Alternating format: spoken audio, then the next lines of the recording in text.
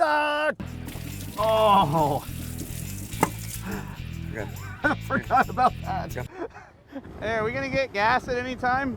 Oh yeah, we should probably do that. I'm guessing it's bad to all of a sudden lose power in traffic on one of these. This one look good? Oh!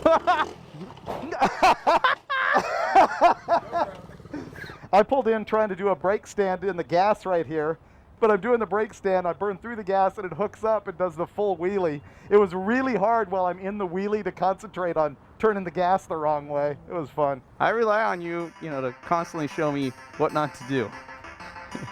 Get a mini bike, don't do that. And what's the best way to fix a beat up Datsun? More horsepower. So we decided to turbo this thing. There's your guy, off a power stroke of some kind. Normal people, they call up a manufacturer and have them recommend the right turbo for their engine. But this is Roadkill. We buy whatever junk is laying around. So our turbo came from a 7.3 liter Ford Super Duty diesel. But that is the right turbo because it costs $250, which is a theory that holds up until... You realize that costs about $300 and we have 2 of them. And a blow-off valve. Lipstick on a pig. In the alternate world of Roadkill time, our mind told us that we were going to be able to get this turbo installed in about 2 days. That turned into about 2 weeks. Finnegan ended up having to spend a couple days working on this thing by himself, most of which was spent just running around town picking up all the little nickel and dime stuff that kills you and slows you down. But he also got a lot of things fabricated, like the exhaust side and the cold air tube.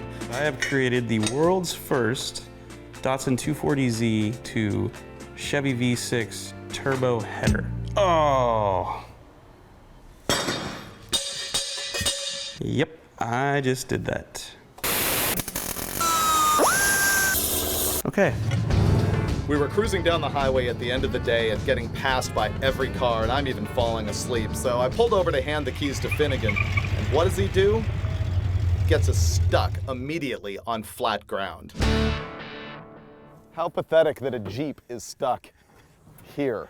This Jeep sucks, man. See, this is why the Jeep rod concept is completely wrong, because you remove the front axle, you make it two-wheel drive, you take all the Jeepness out of the Jeep, and then you get it stuck at the side of the road. Because we didn't fix the shifter earlier today, we're gonna fix it now with a cotter pin and a zip tie to connect the linkage back together.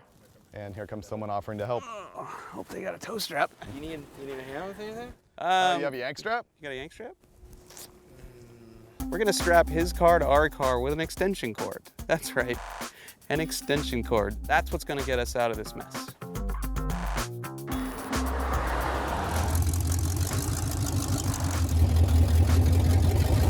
We just traded 4 gallons of gas for a 3-foot tow with an extension cord. How did you end up over the edge like that? We're making a U-turn.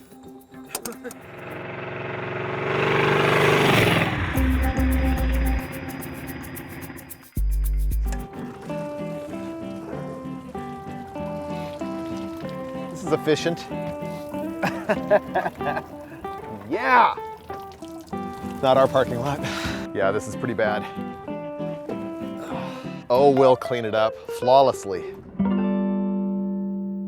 Things are going really well, except for the bolts in the bell housing that just aren't gonna come out. We're gashing ourselves on sheet metal screws coming through the firewall. We're smashing our fingers.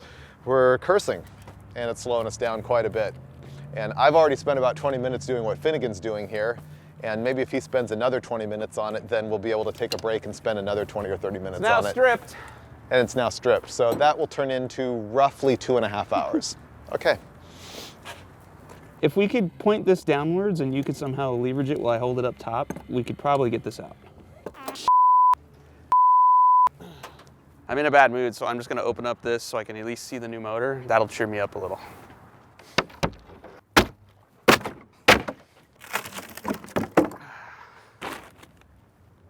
It's beautiful. It's a lot better than that piece of crap we're ripping out. But I'm staring at it realizing we need even more parts now. What makes you think this piece of crap is coming out?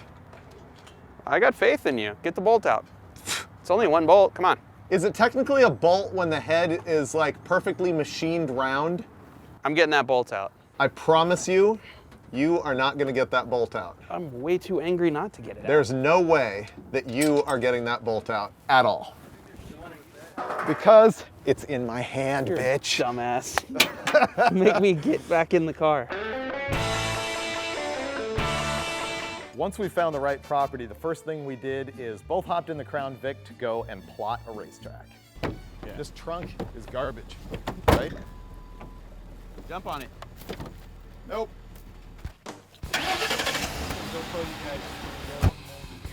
I got no seatbelt. Oh, dude. Big right-hander. Oh yeah, this one's a riot. Oh!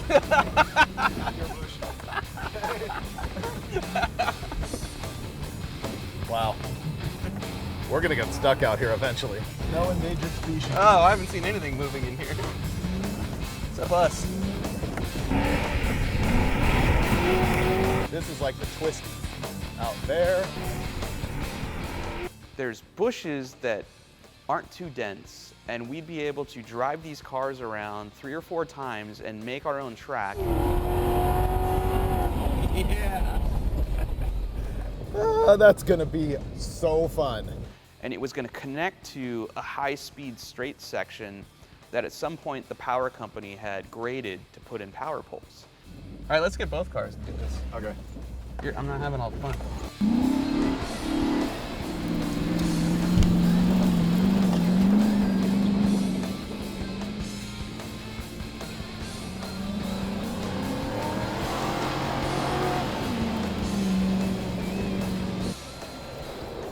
For the Caprice, I had found these really cool BFG mud terrains in a small size that would fit the passenger car. And I got them because they were tough, and I thought we were going to be dealing with a rocky terrain. It turned out to be pure silt.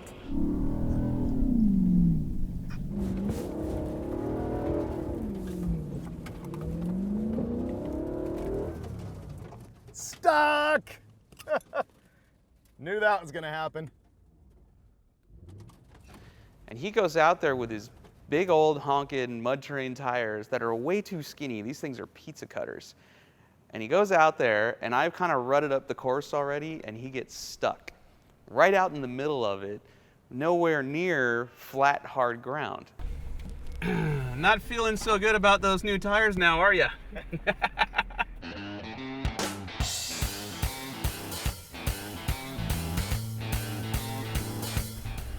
This is the part where I get stuck.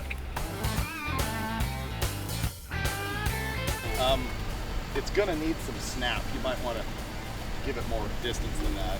I'm not even a Ford guy, but really, there's no denying the Crown Victoria is kicking the crap out of the Capiche. He's so far out in the course that when I drive out, I have to leave the safety of flat, hard-packed dirt and go onto the silty stuff to try and yank him out.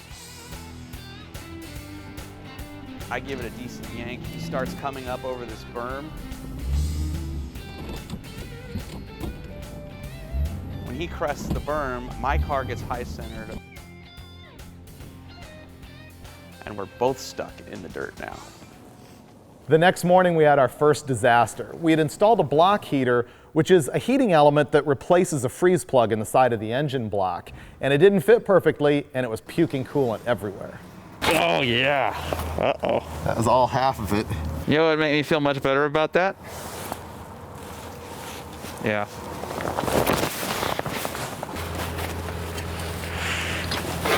All right, that's it.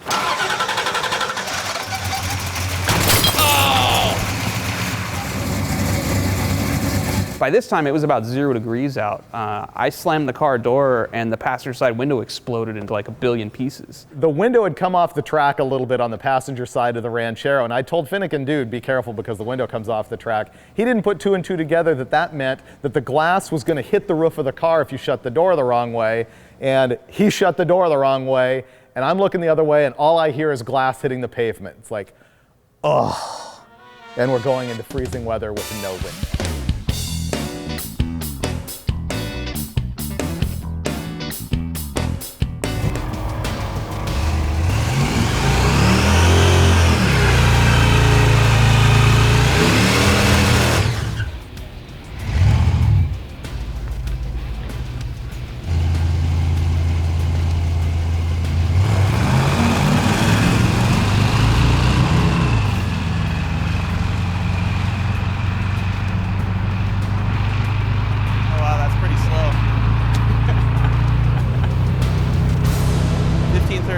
that's quicker than he thought it would be. Really slow though.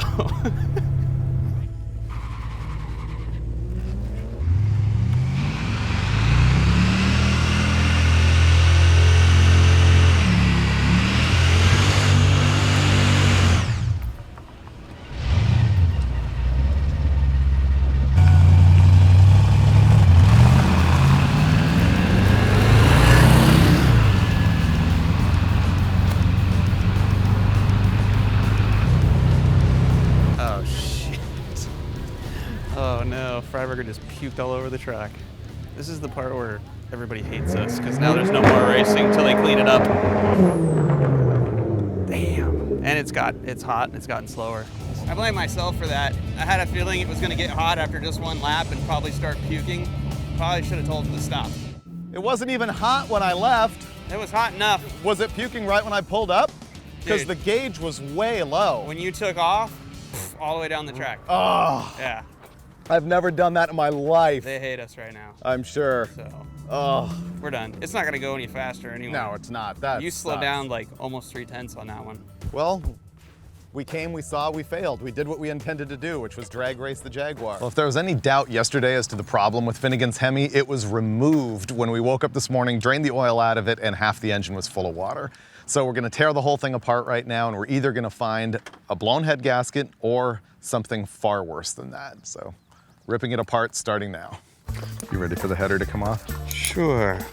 This is one of my favorite parts of the car, even if, you know, like you said, Ray Charles welded it with his feet.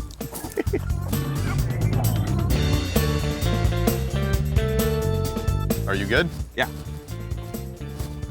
Channeling my inner Tony Angelo. Yeah. This is really bad. Check it out. There's water and oil in the intake. Not a good sign.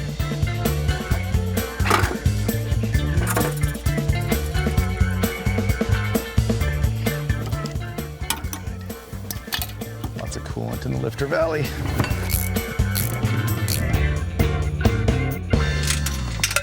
Oh, what just happened? Did you drop something down the engine? I pulled the lifter and the guts of it fell out down into the engine. Oh! It made it to the pan. I can't believe we're taking an oil pan off now. Because the wheel is still there. This is what happened. I lifted it up, it got about this far, and I heard it fall. How does it come out as I'm lifting it up and go down? It's a solid lifter. Why does it have moving parts? Oh, that just added 4 hours. I have never seen anything like that. Straight up. Oh, I forgot about that. Got to drain the block. Too late now. You think so? Yeah. It's hitting the firewall. I think if we get the gasket to sit back down, we can let that go. So next up, we're gonna have to rotate the engine, move the piston down, and look in that cylinder and see if there's a crack in the block. There. There it is. Oh no, really? Cylinder wall's cracked. When you wipe the coolant off, it just starts spraying back in there. Oh man, no doubt. The block is broken. Cherry picker? Yep. I think the only chance you have is find a machine shop that can put a sleeve in that hole. That's extra bad. Worst case scenario, just been realized.